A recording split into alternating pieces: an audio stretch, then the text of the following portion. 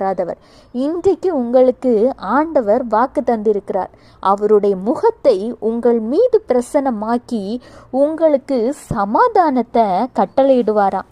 ஏசப்பா கிட்ட கேட்போமா, ஏசப்பா நாங்கள் ரொம்ப சோர்ந்து போய் இருக்கோம், சமாதானத்திற்காக ஏங்கி கொண்டிருக்கிறோம், என்ன செய்வது ஏது செய்கிறதுங்கிறது கூட எங்களுக்கு ஒன்றும் தெரியலப்பா, எங்களுக்கு சமாதானத்தை தாங்க, நீங்கள் சொன்னபடி உங்கள் முகத்தை எங்கள் மீது பிரசன்னமாக்கி எங்களுக்கு சமாதானத்தை கட்டளையிடுங்க, நாங்கள் உங்களை விசுவாசிக்கிறோம்ப்பா, நீங்கள் உயிருள்ள தேவன் என்பதை நாங்கள் அறிந்திருக்கிறோம், நாங்கள் தெரிந்தோ தெரியாமலோ செய்த பாவங்களை எங்களுக்கு மன்னித்து இன்று ஒரு மெய்யான விடுதலை கொடுத்து சமாதானத்தை கட்டளையிடுங்க அப்படின்னு ஆண்டவர்கிட்ட கேளுங்க. இதே மாதிரி நீங்களும் ப்ரேயர் பண்ணுங்க.